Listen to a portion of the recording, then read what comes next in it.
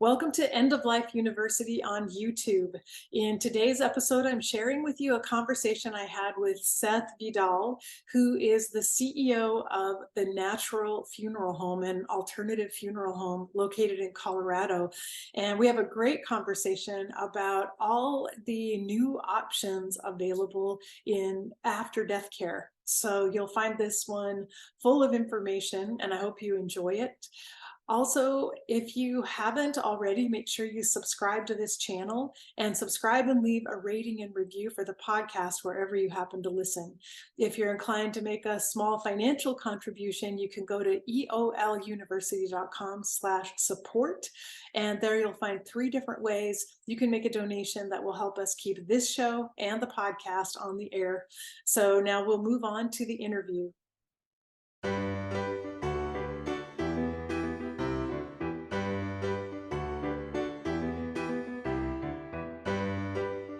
Today, I'm so happy to welcome my special guest. Oh, gosh, I'll start that over again.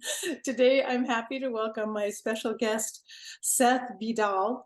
Seth is an entrepreneur, environmentalist, and industry disruptor whose passion for holistic funeral practices has reshaped how we approach end-of-life care. Seth is the Chief Executive Officer of the Natural Funeral, a trailblazing funeral home that stands as Colorado's premier holistic and ecological funeral provider. At the forefront of the Natural Funeral's innovative contributions is Reverent Body Care, a revolutionary natural death care process that engages families in a guided participatory experience, and we'll talk more about that during the interview. Seth spearheaded the introduction of groundbreaking disposition methods, including alkaline hydrolysis and natural organic reduction, to Colorado.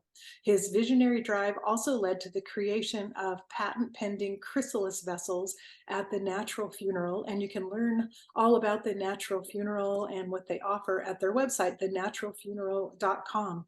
So, Seth, thank you so much for joining me today. Thank you, Karen. It's my pleasure to be here, and I can't wait for what I know is going to be a really fun conversation. Yeah, I'm really excited to talk to you too, because I've had some listeners reach out and just say, what's going on now in the world of funerals and burials and what's available for people? And I realized it was a good time to do an overview of what's out there. And really, the Natural Funeral is kind of at the forefront, at least in Colorado, of offering the latest possible options for disposition. So you're the perfect person to talk to about that.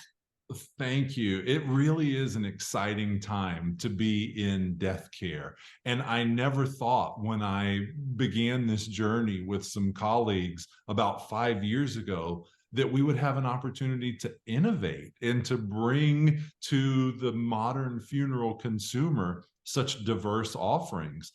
But the modern consumer is demanding just that. And so I can't wait to share about what we're doing.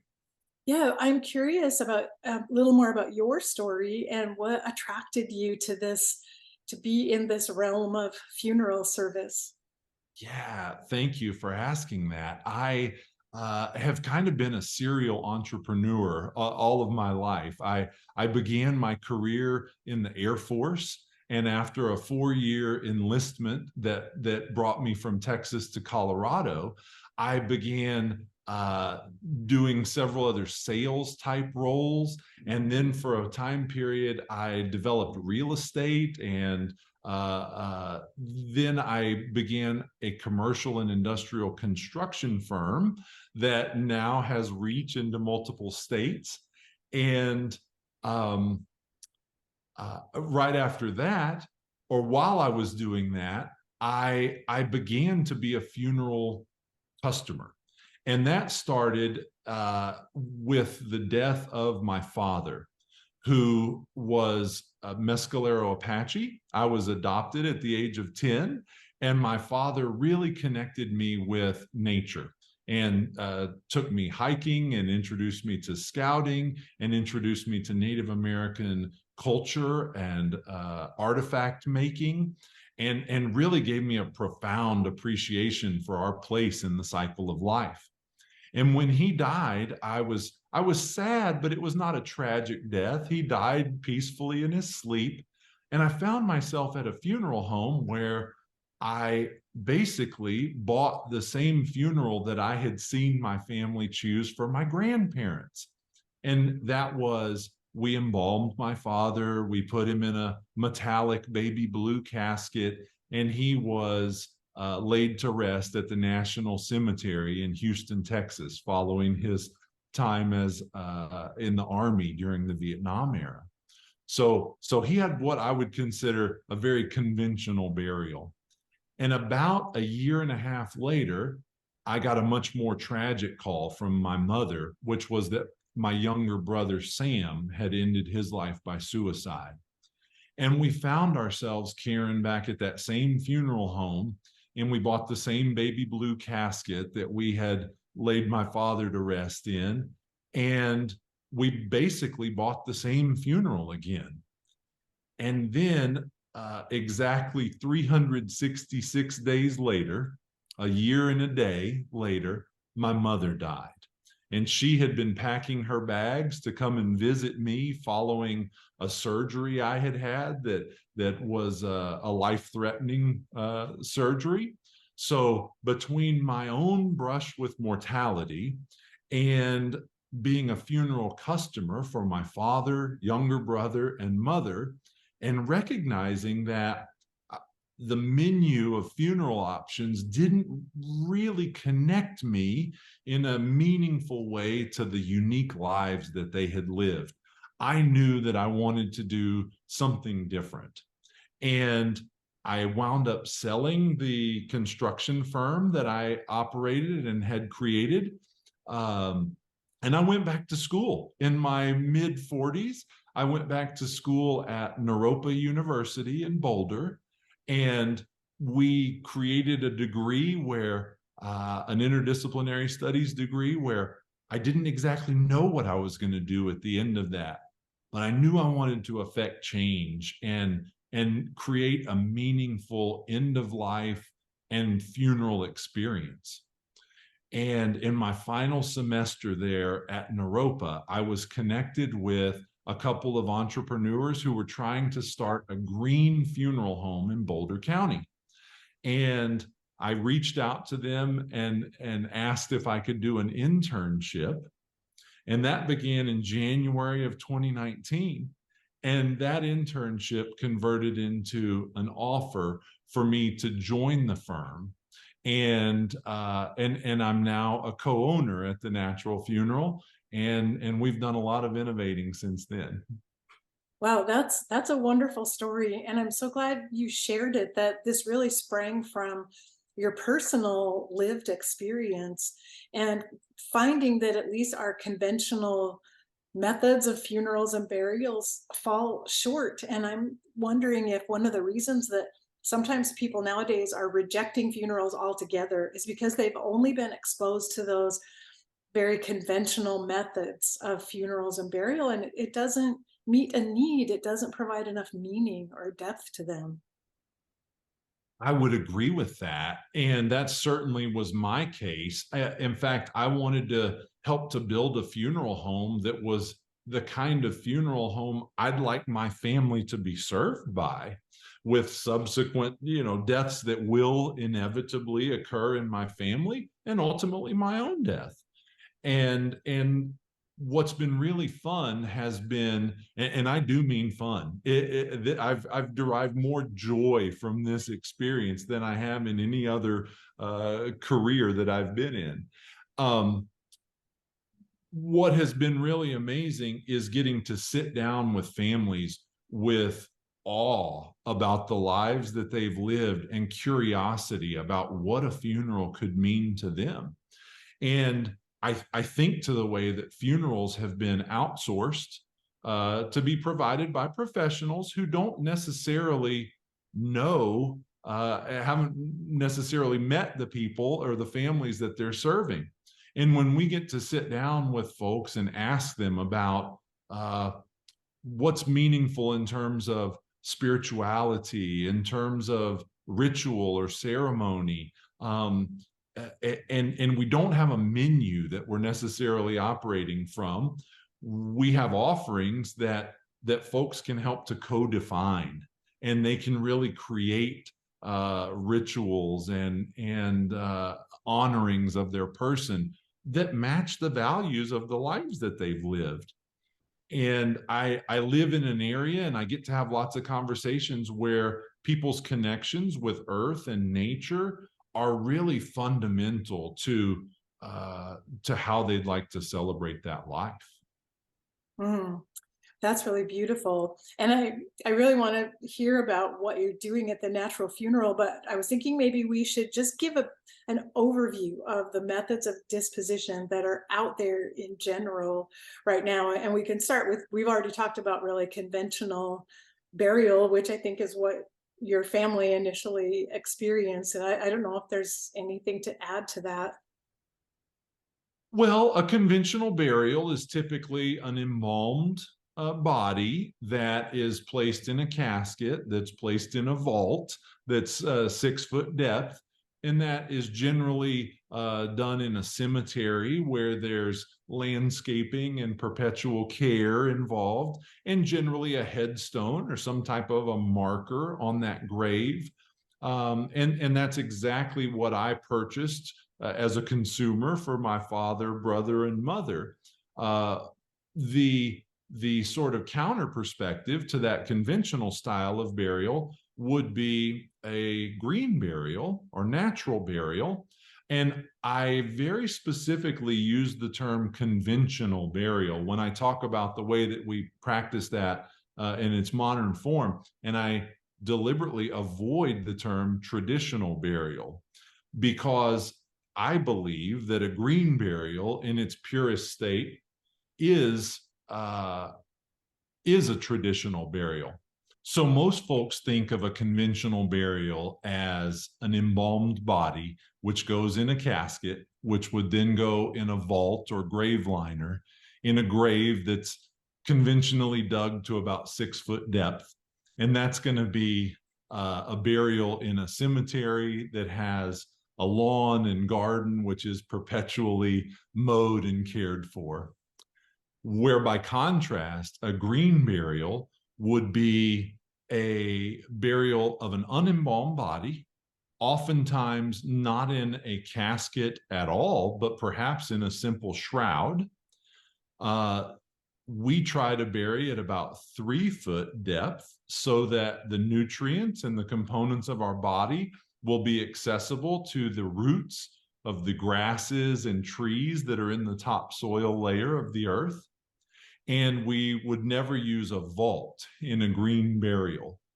And so it really is what we would call a traditional burial, because for tens of thousands of years, well before there was a funeral industry that sold burials, that would be exactly how we returned our loved ones to the earth.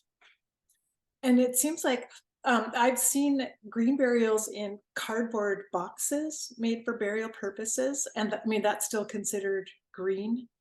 That would be still considered a green burial, because that cardboard is going to be very biodegradable, right? An aspect of green burials is that we try not to bury too much stuff in the earth. So we often bury people in their bare feet and not in leather shoes with rubber soles.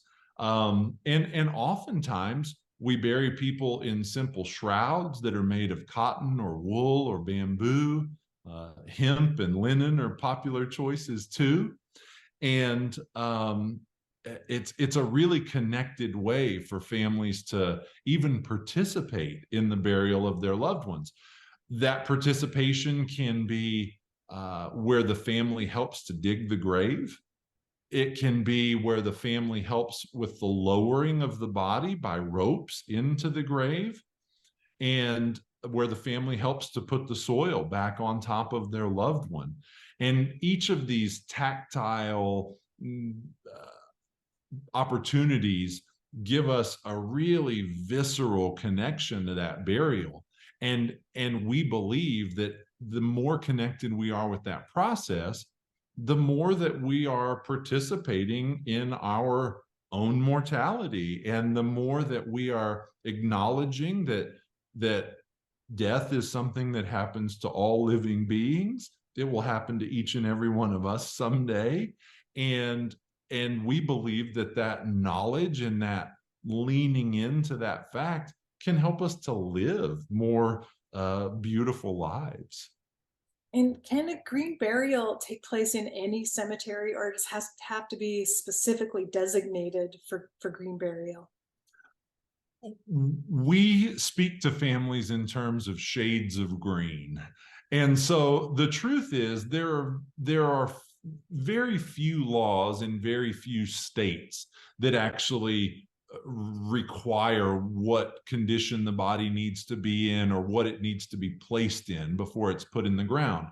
But there are some local regulations, and there are certainly cemetery rules that require certain products to go into the ground. And so, not unequivocally, but as a rule of thumb, the cemetery itself has the most control over the rules of bodies being placed in the ground there. And I'll share with you a really fun story that we operate in Boulder County, Colorado, which is filled with environmentalists and people who are really nature-based, and it's a real outdoorsy part of the world to be in. And when the natural funeral opened, there were no green cemeteries in the county of Boulder. And I'm happy to report that there are now at least 4 that offer completely green burials. But the first of which was the historic Lyons Cemetery in the town of Lyons, which is in between Boulder and Estes Park. And we approached the Lyons Cemetery and asked if we could purchase some plots there to use for green burial. And they said, well, we require vaults and we have some rules about that. So they took the topic to the board of directors. And when it all came down to it, the board of directors decided that the only reason this is a rule is because we've always done it this way, but nobody could remember why they needed to do it that way. And so in addition to allowing us to have a section of the cemetery that offers purely green burials, they changed the rule for the whole cemetery and said, now nobody has to use these things unless they want to. And we've gotten to watch that shift happen cemetery by cemetery.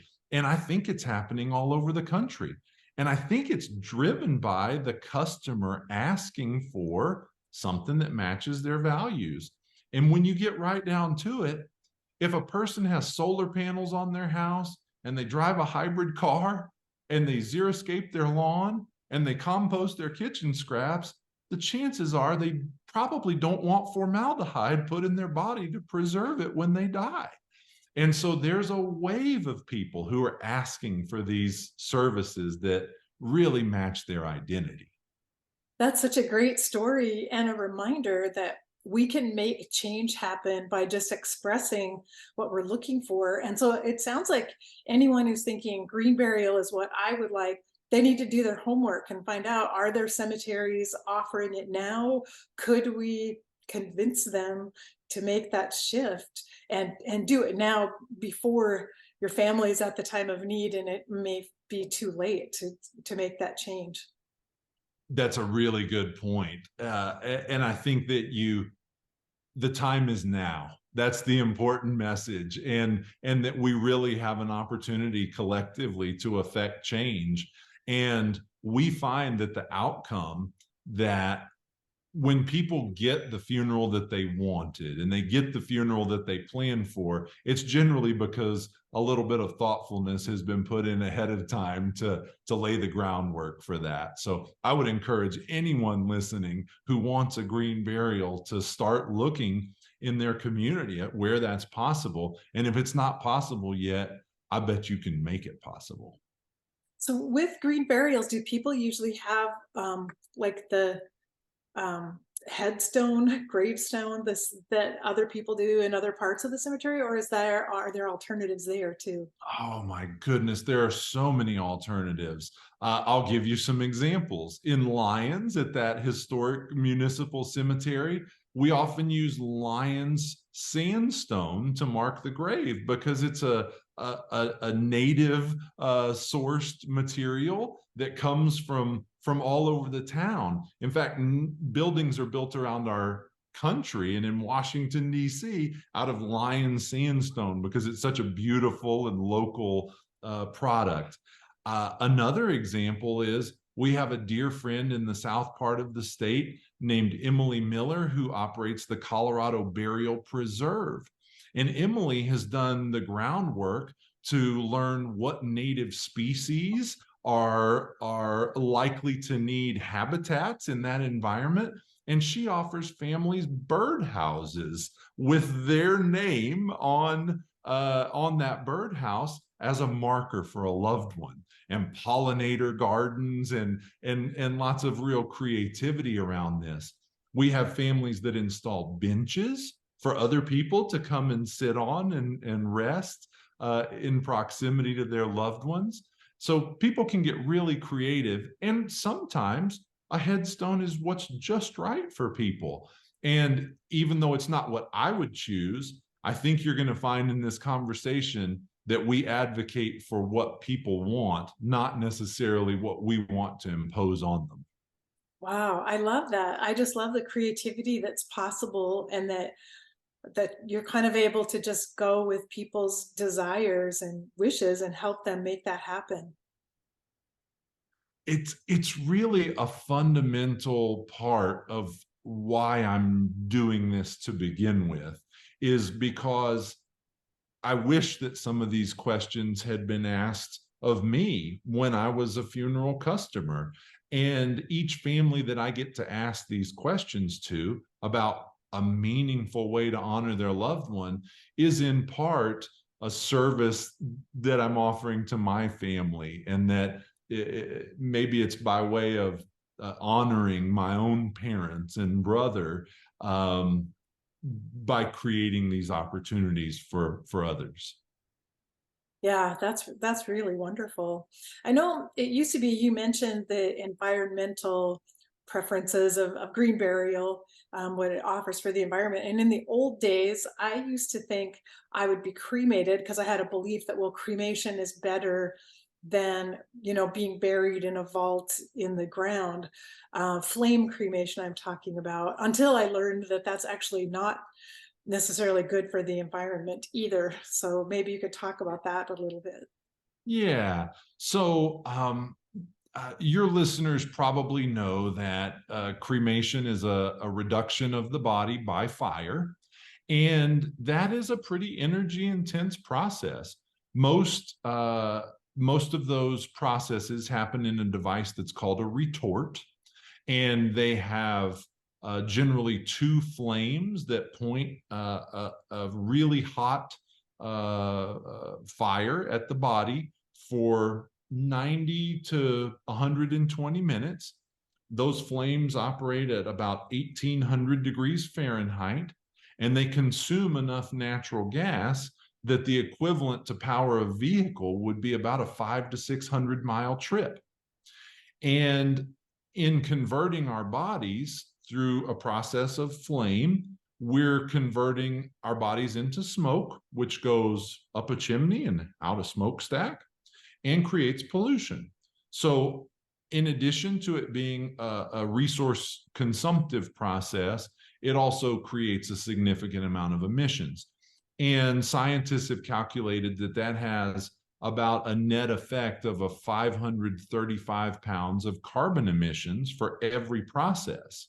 So I'm not saying this to condemn the process. It is something that we offer to families through the natural funeral. It's the lowest cost option, and it's the fastest growing choice for the funeral consumer in the United States, where just over 60% of all customers now elect flame cremation.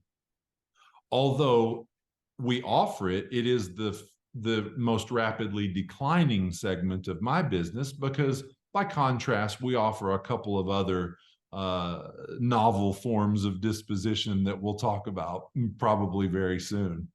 Yeah, yeah, I'm interested in that because for me, I always just imagine, well, I'll be cremated, my family can scatter my ashes in various places, and I felt really disappointed at the idea that that wasn't good for the earth. So I've been excited that there are other options. I did want to ask you about, though, are you familiar with the open air crematorium in Crestone, Colorado? Because I visited there once and it was pretty amazing. Not only am I familiar with open pyre cremations, but that's a service that we offer at the Natural Funeral. Oh, So I am fortunate to have worked with families who have chosen that option, and we work with private landowners to facilitate open pyre cremations. That's a for us a 3-day process where the first day we build the pyre, often with the family. Again, that's a part of that tactile participation. And then on the second day at sunrise, we begin the cremation process, and it's generally an all-day process that involves quite a bit of hardwood and tending to that pyre. And then by sundown, we want to make sure that the fire is out because we're working with fire departments and regulatory agencies who are offering some oversight on this. And then on the third day, we go often with the family and we rake through the ashes to collect the bones of their loved one.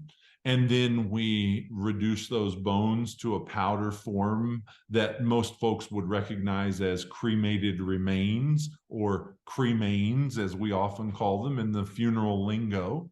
And then we give those cremated remains back to the family. So it is a beautiful process, and I have had the privilege of working with families, and it's a service we offer. wow. I didn't even realize that. I always wondered if that was possible in other locations or what the laws were or what you had to put in place. But that sounds amazing too for someone who really has an affinity for kind of for fire as an element and something that they want to be part of that disposition process. That's right. For it's not for everyone, but the families that it's for, it there's nothing else like it. Yeah. Wow. Wow. That's news to me. I had no idea that was available. So that's something I'll have to put on my list of things to consider. But then on your website, it talks about water cremation, and I've also heard of alkaline hydrolysis, and I don't know if they're the same thing or two different things, but so maybe you can go into that. They are the same thing. Alkaline hydrolysis is the scientific term for water cremation. Some folks call it green cremation, aquamation, but alkaline hydrolysis would be the term that governments use to regulate that process. Alkaline hydrolysis is a process that, similar to a flame cremation, reduces the body.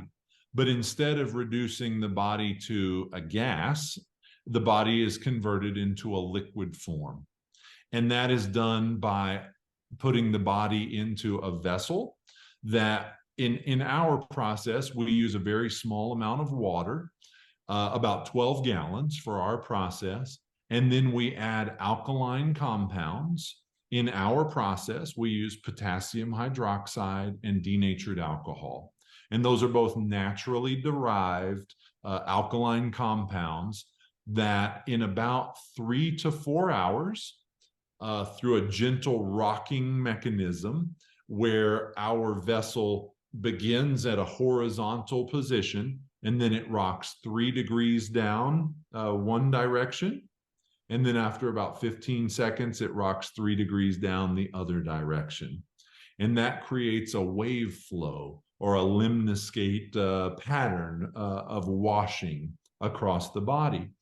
And it is a process that all takes place inside of the vessel and therefore does not have any emissions. And in this process, there's very little energy consumed. There's no natural gas consumed. It's an all electric process. And the outcome is that our body is converted into a very nutrient dense and sterilized liquid form.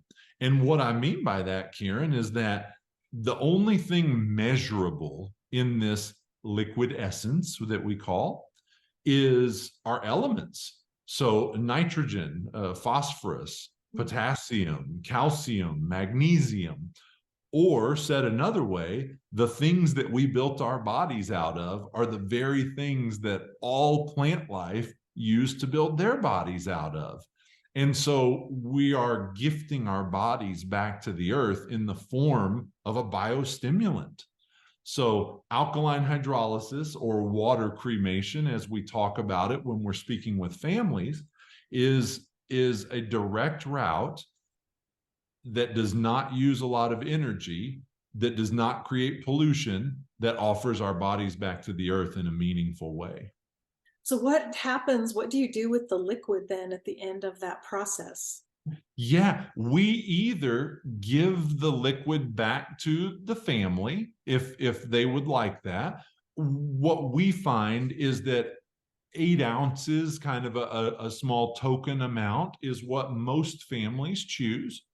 And they might put that in their rose garden, or they might put it at the base of an oak tree, or they might scatter it as they would with cremated remains.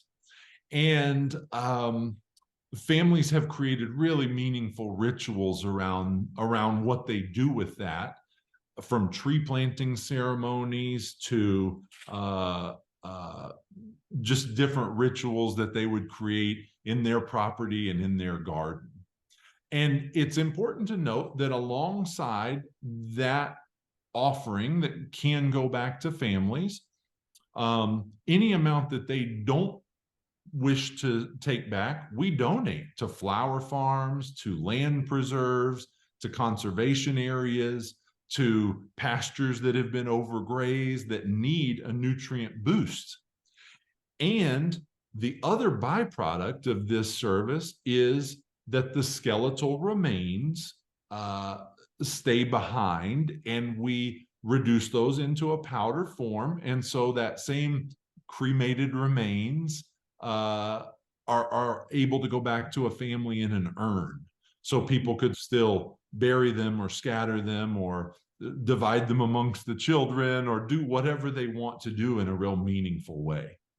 Oh, that's really interesting. I didn't realize that there was both the liquid component and then the skeletal remains as well. So for me, my dream of my family scattering my ashes, that's still possible because there would be remains that could be shared around the world if they wanted to. That's right. There are remains that your family could share, and they look very similar to the cremated remains from a flame cremation. They're more of a pure white because there's not a fire process involved, so there's not a gray carbon feel to them. And there are generally about 20% more cremated remains following a water cremation than a fire cremation, because the process is quite simply a little gentler. And so it leaves a little bit more of those remains for families. And then in every case, whether you wanted to scatter them or not, the essence of your body in every case would be going back to the land. Yeah. Hmm. Yeah, that's really nice to know about. And then I know you also offer terramation is one word for it. So tell us all about that, because that seems like the sort of the latest available It technology. is. It is. And these are some of the innovations that I get so excited about that we talked about at the top of the conversation, where alkaline hydrolysis has, it was actually invented in the late 1880s, but it hasn't been practiced as a funerary technique until about the last 15 years, really commercially. And the innovators in that technology were scientific hospitals, research hospitals that used alkaline hydrolysis for a lot of body donation programs. And it's currently legal in 28 states, and more are making it accessible to folks every year. And even newer than that is terramation. And the scientific word for that is natural organic reduction. And that's so new that it's currently only legal in 7 states, but it's only practiced in 2 states. There are 3 operators in Washington state who provide some form of terramation service, and then us in Colorado at the Natural Funeral. And some other funeral homes are signing on with us to do what we call a trade service, meaning they work with serving their family and their community according to maybe their customs or religious beliefs. And then after the funeral has happened, we work with them because they want to bring these ecological offerings to their communities. So it really is a new and I'd say cutting edge option in death care. Yeah, and so just describe to people a little bit about what happens with the use of terramation. Yeah, I like to ask people or to consider that the earth has known how to compost or how to return living bodies to its topsoil layer for billions of years. And I say, when a tree falls in the forest and no one's around to observe it, I don't know if it makes a sound or not, but I know for a fact that it begins composting, because that's how the earth takes its nutrients back. And that's how it consumes bodies to rebuild life. And so the process of terramation is perfection around the conditions for natural decomposition. The way that we achieve that at the Natural Funeral is we've built a device called a chrysalis vessel. And we borrowed that term from nature, the device that a caterpillar builds around its body, where the conversion occurs, where it emerges as a butterfly. And in our chrysalis vessel, a beloved human body is surrounded by wood chips, straw, and alfalfa. And we brew a very special tea that is made from about 25 specific bacteria strains and about 15 specific fungal spores.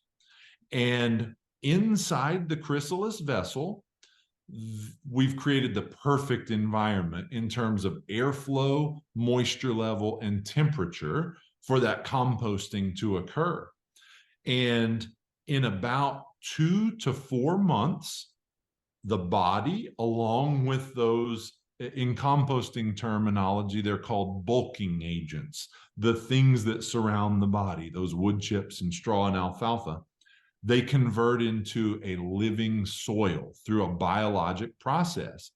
And at the end of the process, there's about 20 cubic feet of some of the most beautiful, fertile, life-giving, life-containing soil that you've ever seen. And I'm sorry, I think that's enough. Okay. Yeah. Wow. That's amazing. Just amazing to hear about. And it sounds like there's more to come. Like it's still being developed, and we're going to see it start to grow around the country, I hope, and spread to other states. I believe so. I shared with you earlier that we offer flame cremation and pyre cremations and green burials, and that flame cremation is for us the most rapidly declining segment of our business, and terramation is the most rapid growing segment of our business. We have people coming to us from all over the country who want to connect with this form of disposition, and it's not yet available where they live. Some folks are doing that as forms of activism, right? To let their family circle and their community know that this is the most meaningful and thoughtful way that they'd like to return their body to the cycle of life. So we really do see this as the disposition method with maybe the most energy behind it right now. Mm. Wow, that's so fascinating. And I'm really proud that my state of Colorado, where I live there half the year now, but I'm glad to hear that Colorado's in the forefront of championing this process. Thanks to you, and thank you for doing that work. Thank you, Karen. Thanks for giving us a platform to talk about it and share about it with folks. You know, it's interesting. We don't think of having a lot of competitors in this space. Even the operators in Washington State, which are Return Home, Earth Funeral, and Recompose, I consider them all dear friends and allies in this business. And I believe that our competition is obscurity. It's that people don't yet know that these options are available. And so it's really platforms like yours that give these options a voice and can allow them to spread into people's awareness. So thank you as well. Yeah, that's such a good point, that people don't have a choice if they don't know that alternatives are available. And I mentioned at the beginning that I wonder sometimes I see families rejecting the idea of a funeral altogether. And I wonder if they knew that there are lots of options out there, if they'd be more open to having that funeral, which at least I think is really important for families to have some type of ceremony or ritual when someone has died. You know, I do too. And we would never overlay that desire on a family who had a firm position that it wasn't for them. But we do invite people to consider that you celebrated each birthday along the way. When a new baby was born in your family, I'm sure that there was a lot of celebration around that. We even celebrate our anniversaries, we celebrate retirement from jobs, and it really is a meaningful demarcation in a family's history together when a beloved exits that family circle. And so we want the decision to be at the family level, and we don't want anything, not the manner of disposition, not whether or not they celebrate or how they celebrate. We don't want to control any of that, but we do want to offer that there's beauty, and there's a real reason to have that celebration. Yes, yes, definitely. And people can't make these choices if they don't know they're possible. So again, that's why we're having this conversation. But I know it from your bio, I read that the Natural Funeral also offers a program called Reverent Body Care. Did I get that right? And I'm You did, Karen. tell us more about what that is as well. And for as much enthusiasm as I have for each of these methods of disposition that we offer to families, my most favorite thing that I'm able to offer families is Reverent Body Care. And Reverent Body Care can be done in combination with any type of body disposition: burial, cremation, terramation, water cremation. Reverent Body Care, though, is an invitation for families to come alongside us as we create a ritual and care for their loved one, generally as soon as possible following death. And what that looks like is different in every single family situation. We do this in people's homes. We do this at our care center, at either of our funeral homes. And sometimes we do this at churches or in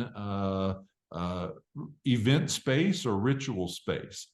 But Reverent Body Care is, rather than outsourcing to a professional who would do a great job of perhaps looking at a picture of mom or dad or a child and trying to recreate something that they see in that picture and then offer that through a presentation to the family with their fingers crossed behind their back that they hope they got it just right.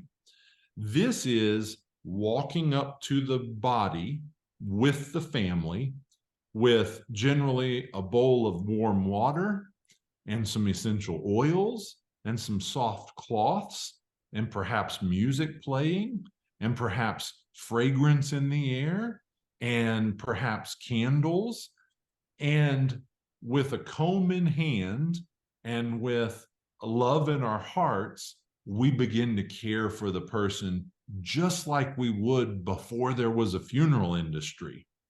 So before there were professionals to call when someone died, it was the family unit that circled and cared for the body following each death. And there were generally wise elders in the community, generally matriarchs in the community who would lead in this care that connected us to all of our mortality, that really didn't separate the process of death from the act of life. And what we see is, rather than asking someone, what side did your father part his hair on so we know that we get it right? Or when you see mom, did she wear her glasses only for reading or did she wear them all the time? What if we put the comb in the hand of the spouse and we dip that in warm water and together we part their wife's hair? You again are drawn back to the tactile participation in really bestowing the very best care on your loved one. And this is not a religious ceremony or ritual by any means. I would say it's a fundamental human act of love. And it really ties us to the roots of who we are. And it rewinds the historical narrative that death is scary, that we're disconnected from it, that only the professionals know what to do. And it really empowers in us an act of love that we inherently know what to do. In our fundamental human selves, we know what to do in those moments. Stories come out that are so beautiful as we might start washing a person's face and we're describing their natural beauty. We might wash their lips and describe the beautiful words they've spoken, poems they've created, songs they've sung, and stories that they've told. And as we move along their body, and this is generally not washing a body for the purposes of, say, removing dirt. This is washing a body for the purpose of adding love. Mm-hmm. And as we move to their hands, we would consider the babies that they've held, maybe the important contracts that they've signed, the hands that they've shaken, and the hugs that they've given.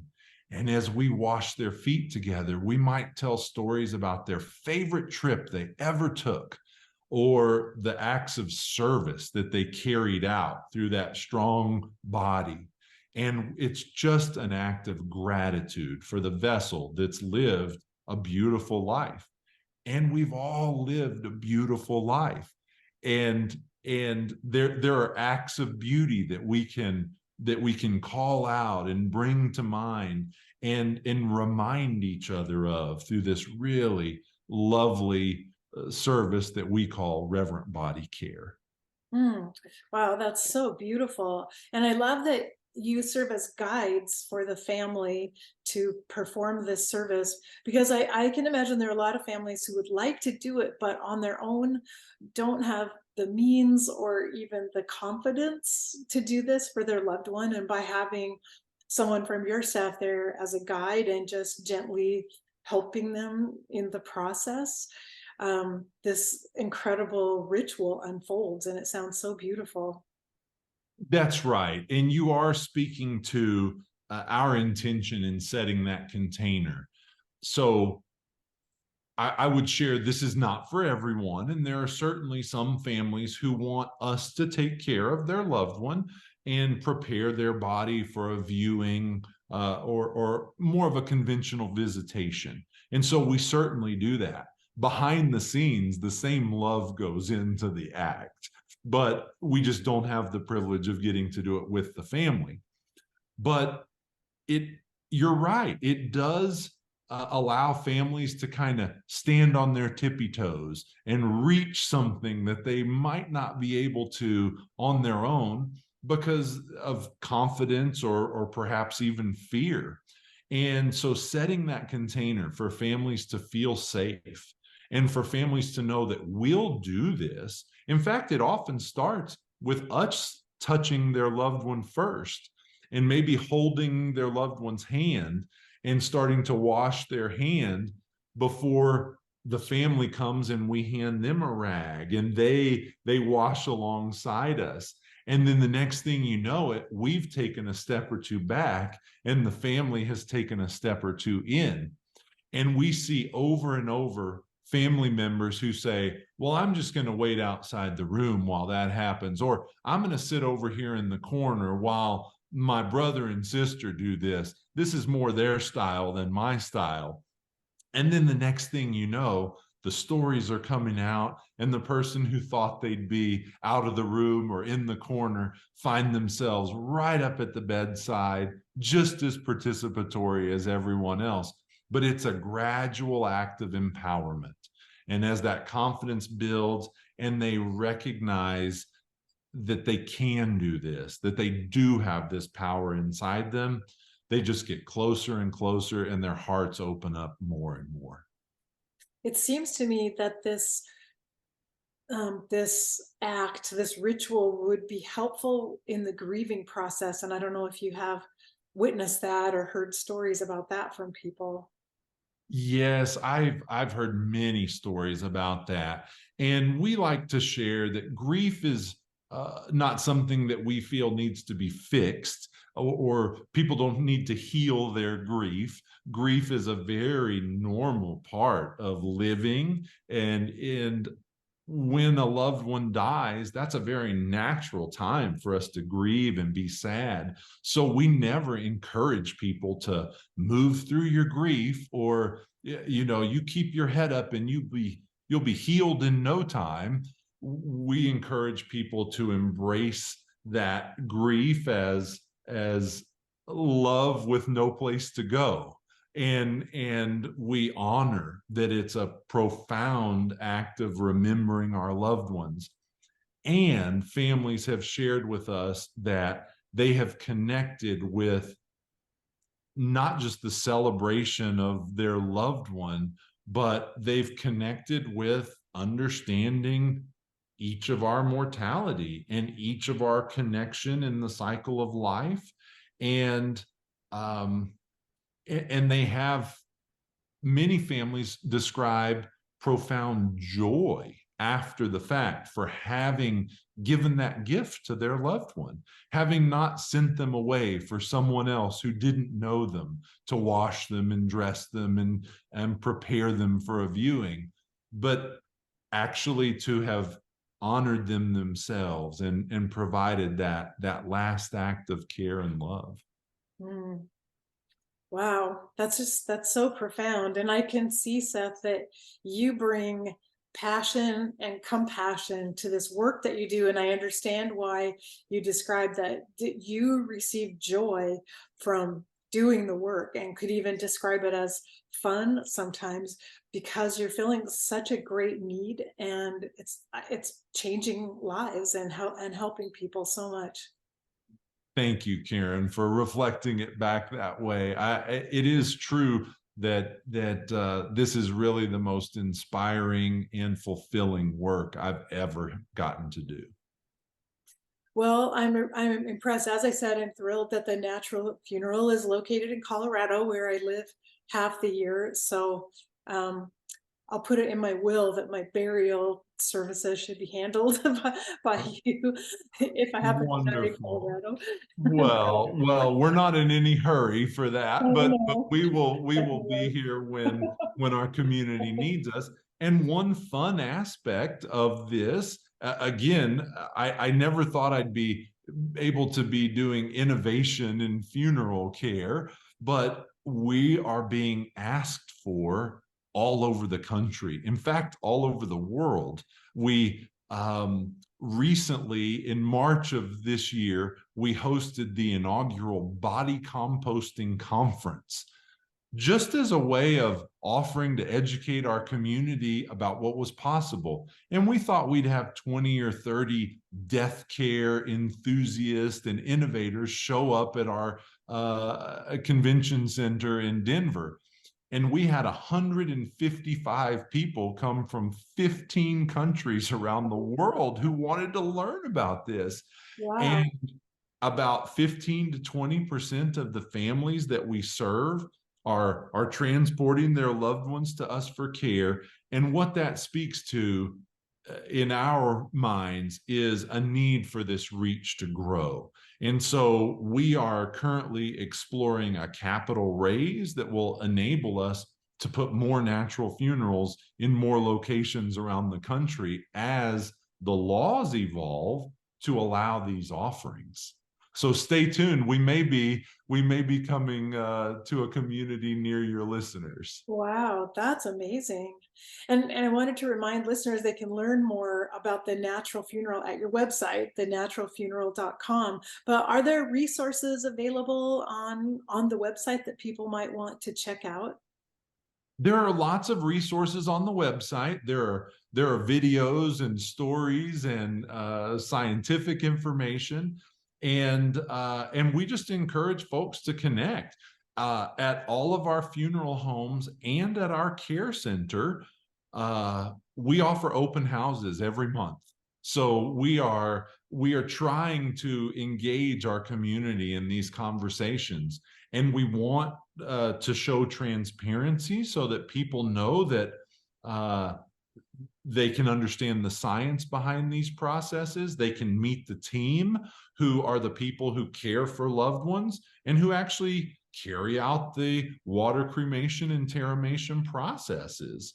So through our website, there's a newsletter folks can sign up for, and it lets you know about open houses coming up, events that we're participating in the community, and we love staying engaged. Mm. Well, that's really fantastic. I feel so excited now about just learning more about these options that I'd heard of before, but you gave so much really good information and you helped clear up a lot of questions that I've had. So thank you so much, Seth, for taking your time to talk with me. You're welcome, Karen. Thanks so much for providing this platform.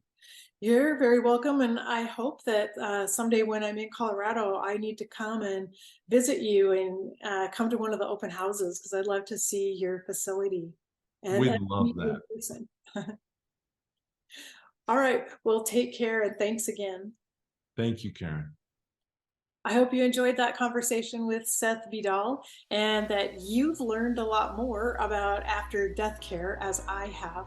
So stay tuned. Next week, I'll be back with another interview for you. And until then, take care. Bye-bye.